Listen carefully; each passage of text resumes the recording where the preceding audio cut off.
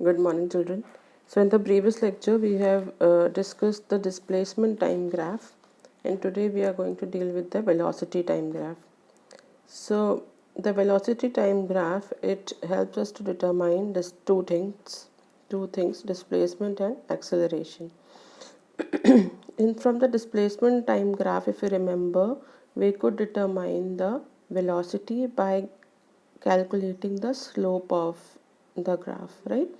Here there are two things, displacement and acceleration. So if we calculate the area enclosed between the graph and the x-axis, that is the time axis, we get the displacement, because I'll show you further. So you just understand this, because displacement is equal to velocity multiplied by time, right? So velocity is on the y-axis and time is on the x-axis, right? This is v, this is time. So suppose I have this graph, so something like that.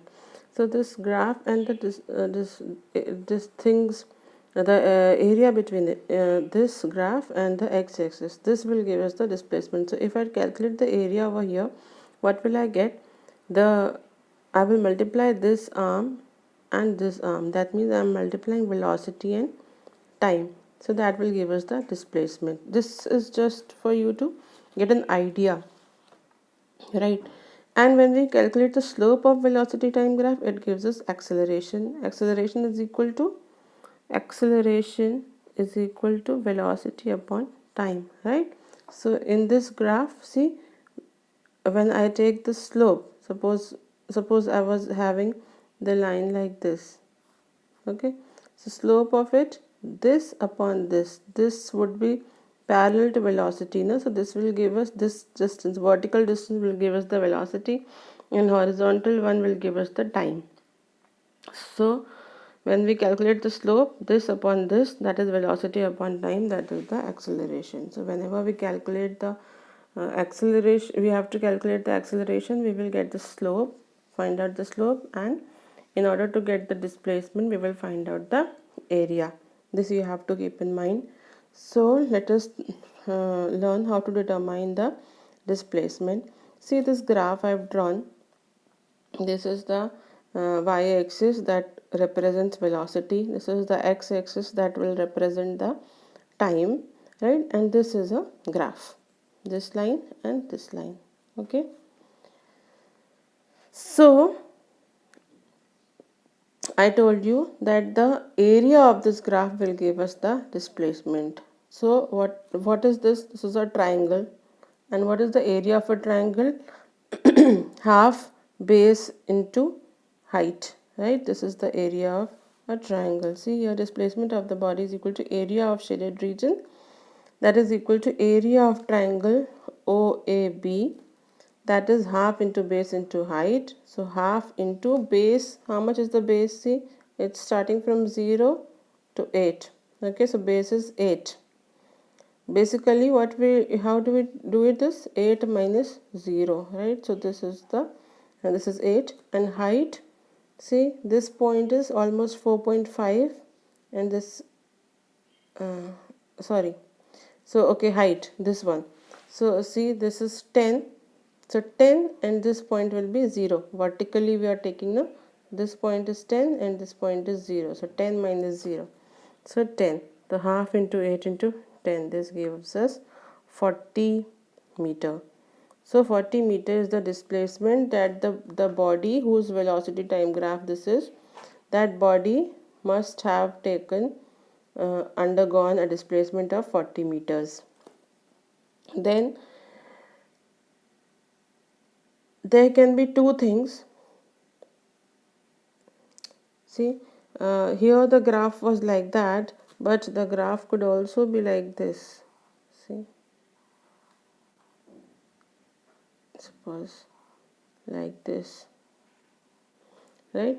So an area above the time axis gives us a positive displacement. That means the body is going away from the origin, and an area below the time axis will give us a negative displacement that shows that the body is coming towards the initial point. So you can just remember it for now. Slowly you'll get the feel of that, how these things can be determined just observing the graph. Now let us see determination of acceleration. Again we have to come to this graph only, figure 1 I have named it. This one. So acceleration, okay, acceleration, I told you, it is the rate of change of velocity. That means it will be the slope of this line. Now see here, just see this part of the graph, that is the line OA. What can you see here? Do you remember in case of displacement also, displacement time graph also, we had this kind of a graph? So this kind of a line always shows the increase of y-axis with the change in x-axis. So this shows that the change in time axis, with the change in time axis, velocity increases. So during this part of the graph, the velocity is increasing, right? Also you can see this type of a line gives us a positive slope. So positive slope means that the velocity is increasing. That means the motion is accelerated. Okay, and the slope of this line will be same. Maybe you take this part or this part or this part, any small part will because both the whole line will be having the same slope, right? That means this part of the line, this part of the graph is giving us same acceleration throughout. That means the body was moving with a uniform acceleration, right? The motion of the body was having a uniform acceleration. Okay, then see this part of the line. Now here what is happening? The velocity is decreasing. See, it is coming from here, at it was having a value 10, and slowly its value is decreasing, and here the velocity is 0. That means ultimately the body has stopped, and this part AB is showing a retardation, right? This part will be having a negative slope. Negative slope means a retardation. Understood? Let us come here. So in the figure we have to find out the slope of line OA. So slope of line, I told you, this upon this. You could take a small segment of this line, or you can take this whole thing. So this whole thing will be easier because it's just starting from 0, na? So this thing AP upon OP, this will be the slope. And what will be the value of AP? AP, the value of this point minus the value of this point. Value of this point is 10. Value of this point is 0. So this becomes 10 minus 0, that is 10. And this value of this point 4.5 minus 0. See here, I have written AP upon OP is equal to AP minus 0 upon OP minus 0. This becomes 10 upon 4.5. Then I have done these calculations, and this will give us the acceleration. And because the slope is positive, therefore the body was undergoing accelerated motion during the part OA. Then slope of line AB, see here, this upon this. So 10 minus 0. But here you have to keep in mind one thing. This distance, yes, it is okay, 10 minus 0. But what was the final point? Final point was B, na? So we will do 0 minus 10.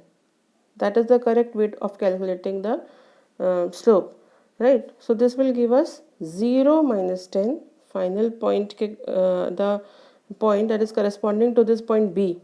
You know, the value of velocity corresponding to point B, that we want to get first, right? So that is 0. So 0 minus 10 upon this, right? So 8 minus 4.5.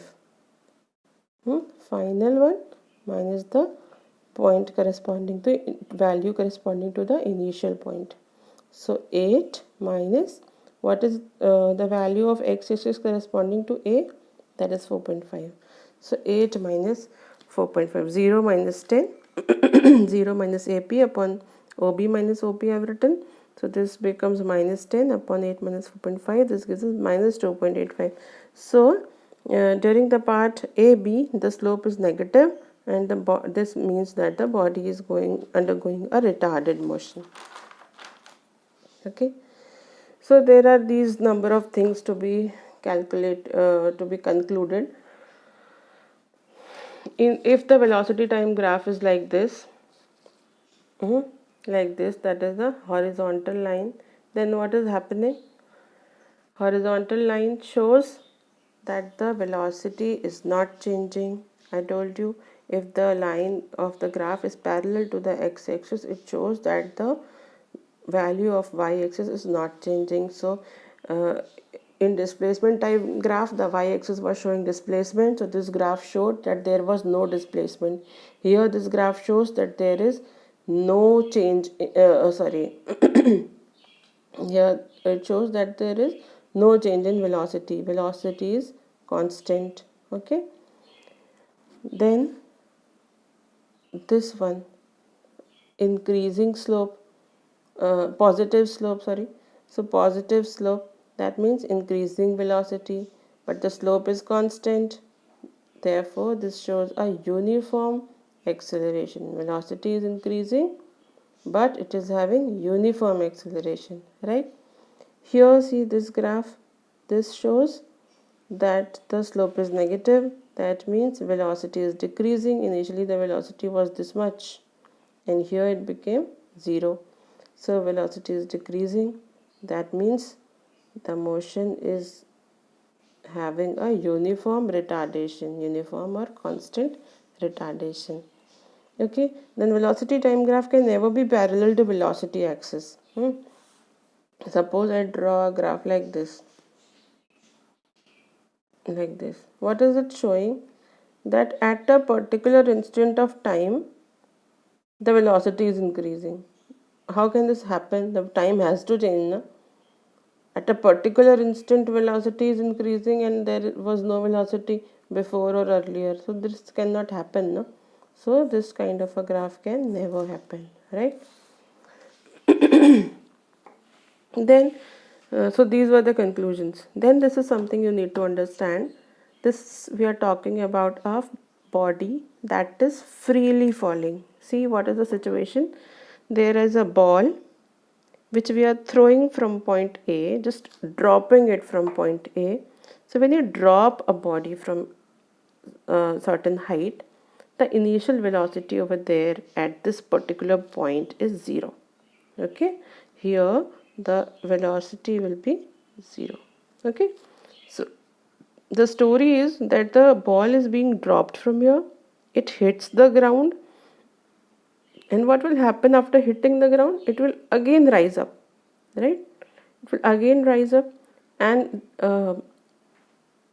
it rises up till the height where again its velocity becomes 0, right? Here again the velocity will become 0. So we are discussing this much only, that the ball was fallen down, and then it again, after hitting the ground, it again rose up till the point where its velocity again became 0. So you will only be told that a ball was dropped from a particular point, it hit the ground and rose up.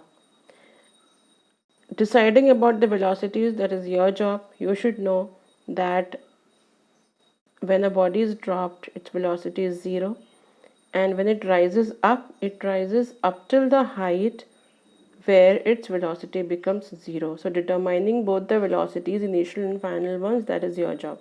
Okay, you have to think of it. Let us draw the graph.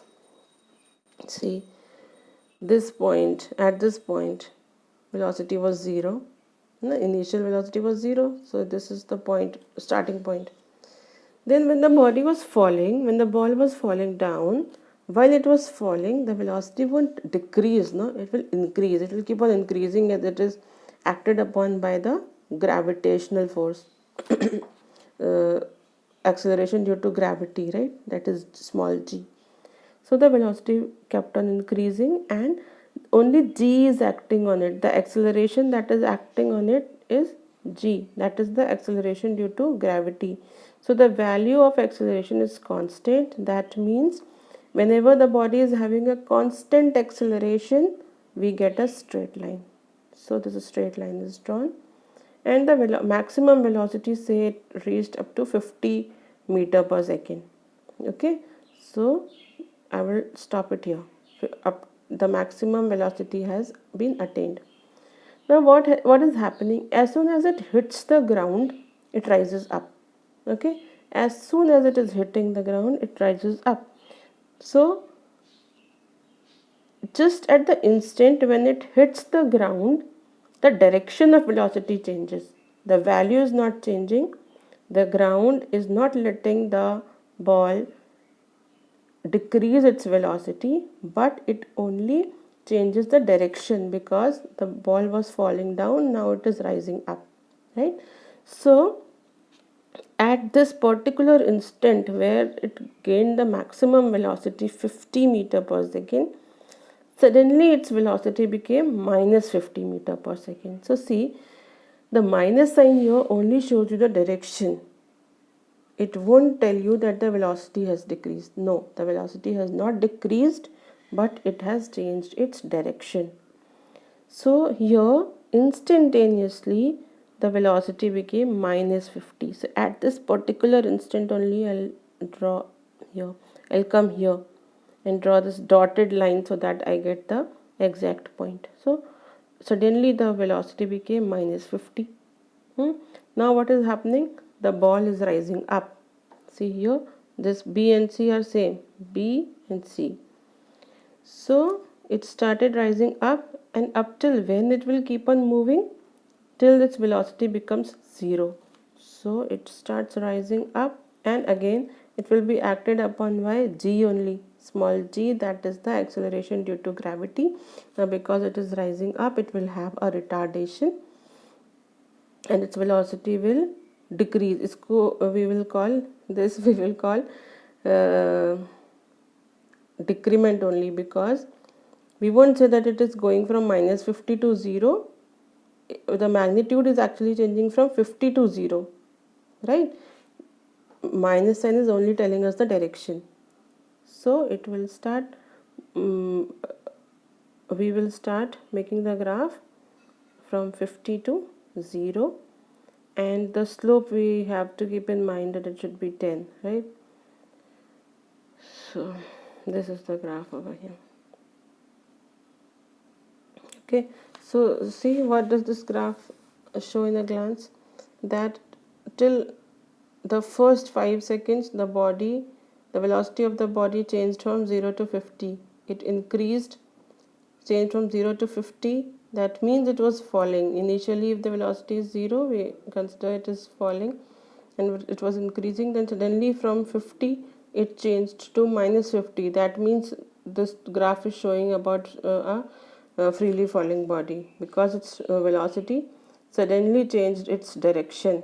So it became minus 50, and then it again decreased to from 50 to 0. This point shows 0 velocity, right? Now here we need to calculate certain things.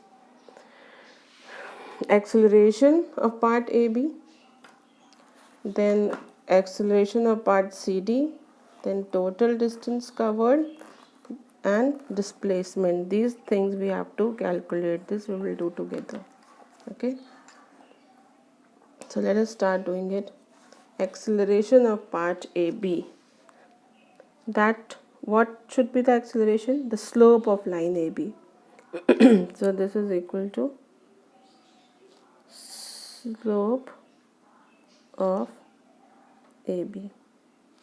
So this will be, see here, let us name this point something. Say this is M.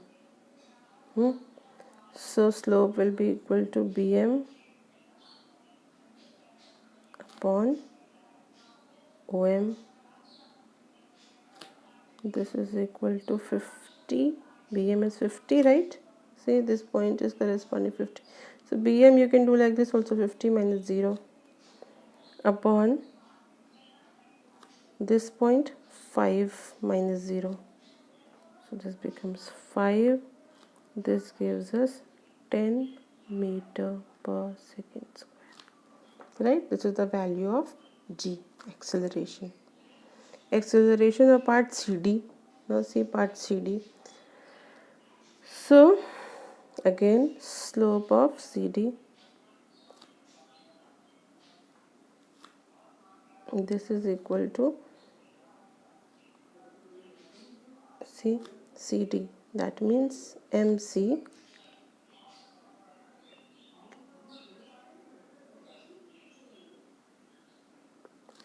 upon MD, right? This is equal to MC. First we will take the point corresponding to the final point, na? So D shows the velocity 0. MC we are taking, na? We will take the velocity corresponding to M first, because M is in line with D. So M 0 minus 50, and here we will only take the magnitude, we are not going to take the sign, understood?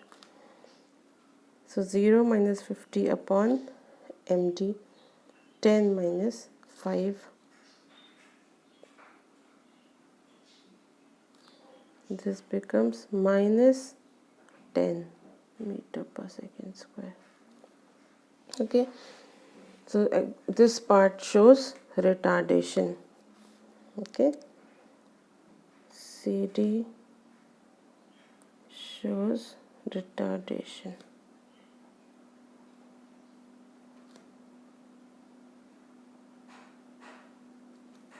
Right? Then total distance covered. Okay. Now this you have to understand a little bit. Distance covered. Okay. See, while we are talking about OB, the distance covered will be the area of this part, triangle OBM. Okay, this area. Okay, and then the next part distance covered was this. Now we are talking about distance covered, not the displacement. Okay, so we will add both of these. The total distance covered is equal to area